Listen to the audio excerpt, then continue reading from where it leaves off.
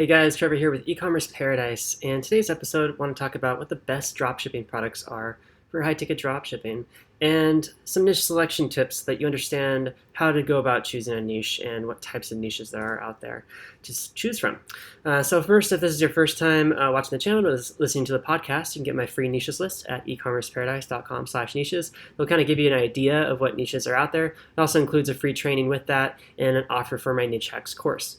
So with that said, let's get into it. Number one thing you want to make sure with niche selection is that the niche is profitable. With high-ticket dropshipping, we're talking products over $200 into the thousands of dollars. But first and foremost, you want to make sure that there's already competitors out there in the space selling, so that you know that there are dropshipping suppliers.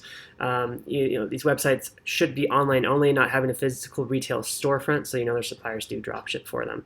Okay, and the next thing you want to make sure is that there's lots of keyword search volume, lots of demand, in other words, and the trending, the trends are high. It's not too seasonal, though seasonality is not such a bad thing. Seasonality can be a good thing.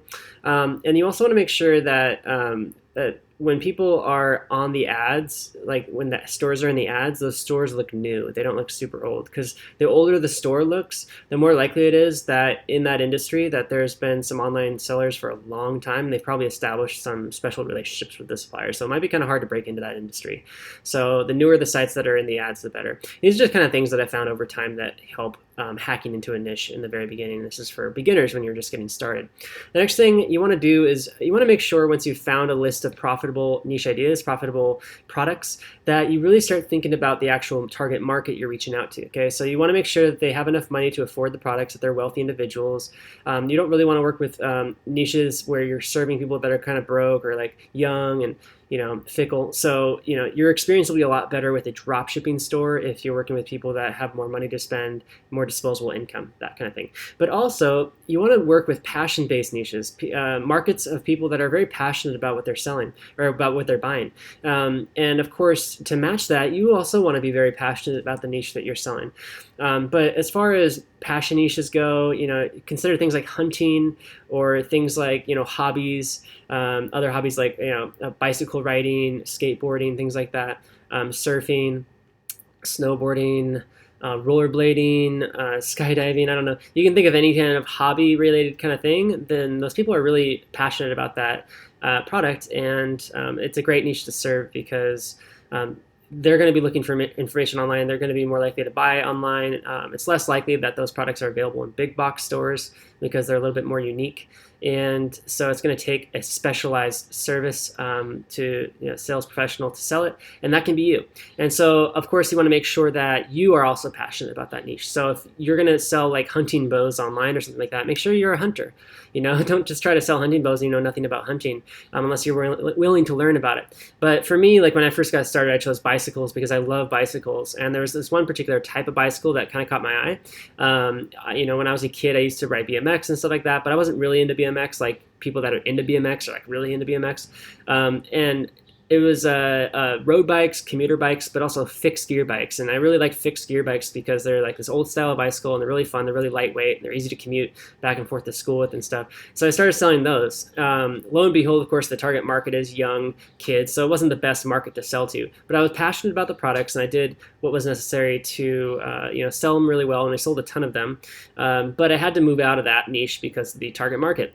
And so the next niche I sold was electric bikes. And the best example there is that the market is a bit older, has a bit more disposable income, and I was also very passionate about bicycles, and I also know about electronics. So my dad's an electrician, he's an engineer, so I learned a lot as a kid about electronics and computers and how they work together and stuff like that. So I was able to provide support to some level and some degree on the products, and very passionate about bicycles, so I love talking to people about it and stuff like that. So you got to find something you're passionate about, and whatever that happens to be, I'm sure that there's some sort of a high-ticket product around it. And the cool thing about high-ticket dropshipping, of course, is that you're going to make more per sale. So the average profit margin is around 20%, give or take 5 or 10%. And so with 20% margins at a $1,000 product, you're looking at $200 in profit on that sale. And usually what we look at for ad spend is, a 20x ROAS or 10x ROAS, and ROAS stands for return on ad spend. So if you spend $1,000, you get $10,000 in sales. If you spend $2,000, you get $20,000 in sales.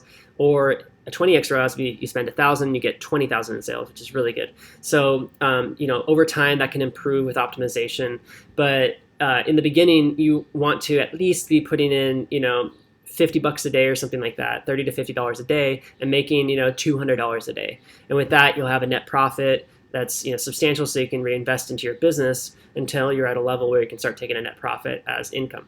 And that's up to you. But I've had businesses in the past with high ticket dropshipping that have supported me full time, but they weren't full time right away. They were part time, and then after maybe 3 to 6 months or whatever, they can provide some sort of a more sustainable income for you. It just depends on your ability to execute on the steps that need to be done, and it really does depend on the niche you choose, because profitability matters most, but also your passion and ability to provide sales and service for that niche also makes a big difference for it. Okay, so don't just jump out there and start selling $5,000, $10,000 saunas knowing nothing about saunas, because obviously it's going to be kind of tough for you to provide the best sales and service that you need to in order to close sales. You're not going to be the authority. So if you want to sell really high ticket products, learn about them first, and look at your past and think about like the things that you've done in your life and where you've been and jobs you've worked and things like that, and experiences you have, skill sets you already have.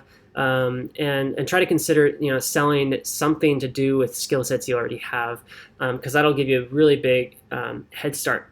And then also, of course, if you can be so passionate about something that you can just like talk shop forever, with your business partners or with your friends or with your suppliers or your customers, then that's going to help you get way ahead in business, because you're going to do things that most people won't do, that are your competitors. Okay, you'll make YouTube content, you'll make tons of written content, and you'll be on the phone with your customers. You'll make best friends with them. You'll turn them into raving fans. You'll hang out with your suppliers. You'll go meet up with them. You'll go to conferences in your industry. You'll go have meetings and take them out to dinner and stuff like that.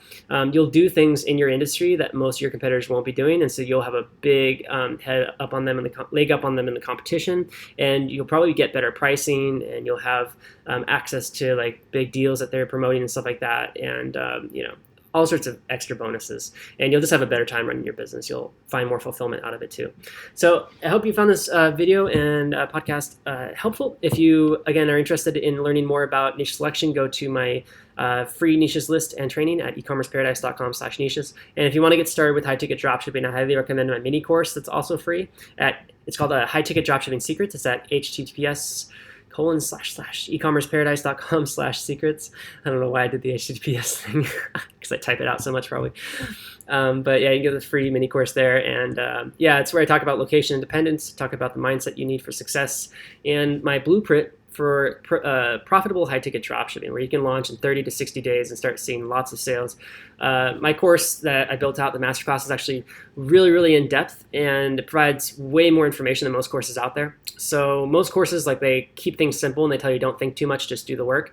And while that's true, you're not really going to become profitable until you really start thinking more and analyzing more data and optimizing a lot more and doing more work. And I actually built that into my masterclass, all those steps that I've done to build more profitable businesses. So if you want to get a part of that, you can go to ecommerceparadise.com/masterclass.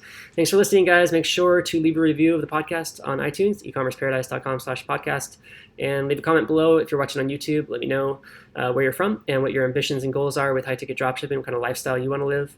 And like the video and share this with your friends so more people can benefit, because I do want to help people escape the rat race, live location independent, be financially free, and be happy while they do it with the business they love.